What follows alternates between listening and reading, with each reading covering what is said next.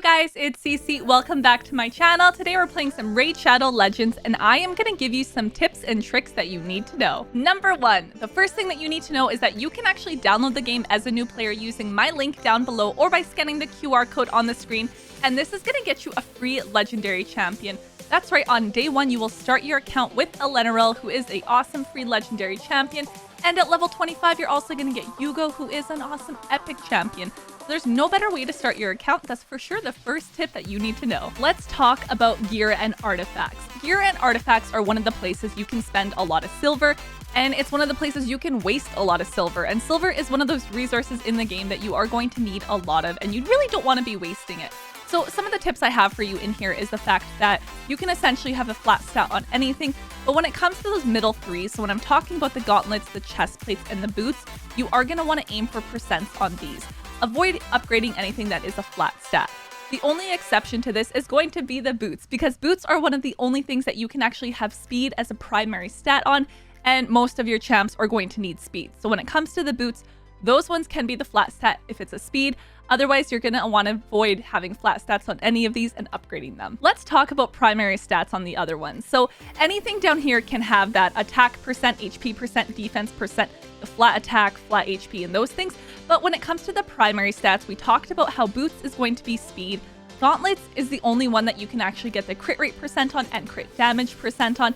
And then your chest plate can have the accuracy or the resistance. So that's something to keep in mind if you're aiming for those stats.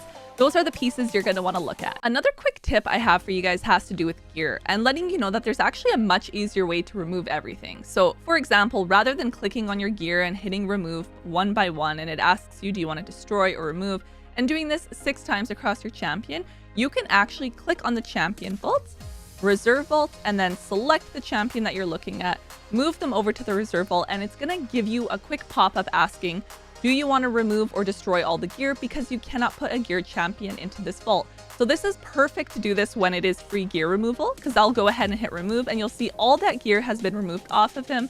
I can move him back into my collection, and now I can go ahead and put new, better gear on it without wasting time doing it individually. I've talked about how silver is one of those resources that you're going to burn through. So something else that you want to keep in mind and tip for you is not to upgrade your gear too high early on. If you have 1-star, 2-star, 3-star gear, you do not want to invest a lot of silver into it. Do not take it past a +4. Once you get to like the 3-star, 4-star gear, maybe you could take it to an 8, maybe a 12, depending on if it's like boots, but definitely not to a +16 for really any of it, because you're really just going to burn through your silver and you are going to replace this gear very quickly, especially if it's a 1 or 2-star. You almost don't really want to bother using much of that if you can avoid it. That's the gear that you're going to sell so that you get yourself more silver. This brings us to talking about campaign and whoever you're going to actually use as your campaign farmer. So if you've used the code to get Sun Wukong, he is a great option. And with the gear, since we're talking about that as well, the set that you want to use on whoever you're going to use in your campaign farmer is going to be a lifesteal gear set.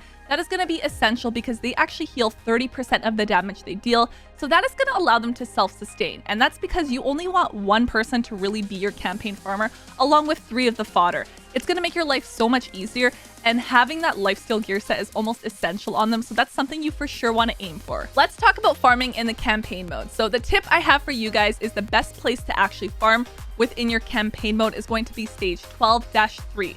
That is for a number of reasons. So essentially, you're going to take along whoever you're going to use as your champion to be farming for you, along with 3 fodder. The reason 12-3 is the best is the energy that you're putting into this stage is going to give you the most output when it comes to EXP and when it comes to silver, because you get shields from here that you can actually sell for silver. This is by far the best stage because you are also getting the most EXP you can out of the energy that you're using.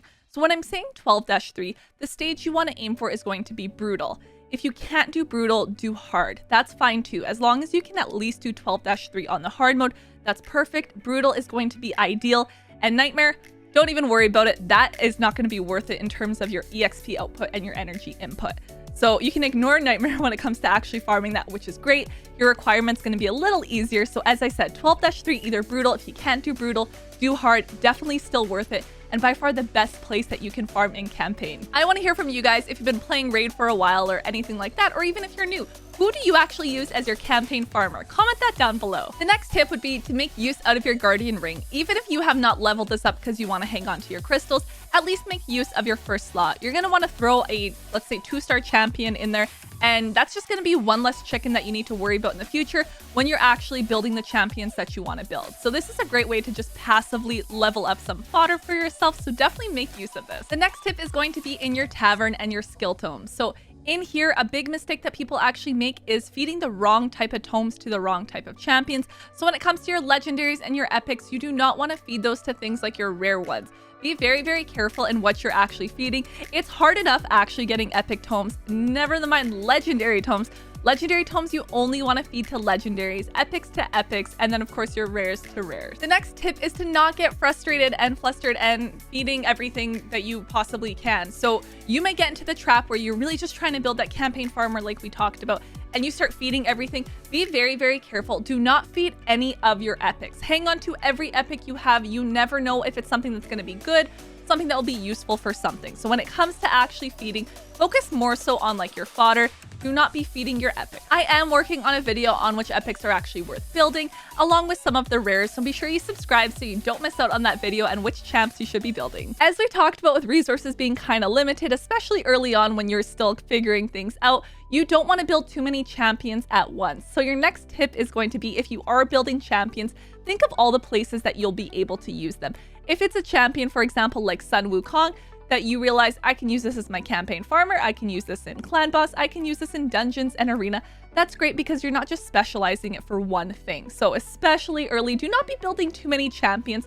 Think about where else you may be able to use them in the game, as the first thing you're going to want to do is build that first level 60, and then your supports might be able to stay at a lower level, but your level 60 should ideally be an attacker first, and you're going to want to make sure that you're not spreading yourself too thin across all your champions. The next tip is all about timing. So when it comes to actually doing things in the game, double check to see if there's anything going on in the tournaments that might be something that you're going to need to do upcoming, or in the events. So if you know you need to upgrade a bunch of artifacts, double check if there's an event going on for it, or if there is a tournament.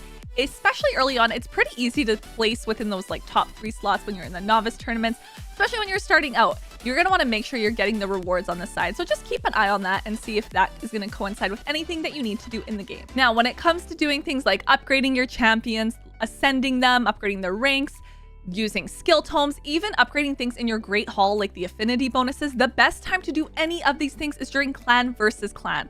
So if you are in a clan, which I do highly suggest being in, save it for clan versus clan. That is the best time for you to get even more points for your clan. So if you know you have a bunch of things that you need to do, and say you're leveling up some fodder and it's max level, but you don't maybe need to actually upgrade the rank of it yet, save it for when clan versus clan is ongoing so that you're able to do things during that time and get yourself more points. Your next tip is going to come with arenas. So when it comes to arena, don't let your tokens sit 10 out of 10. I always suggest setting a 1 monster defense so you're able to use your arena tokens, especially early on. You're not really worrying about ranking up and getting into that gold yet.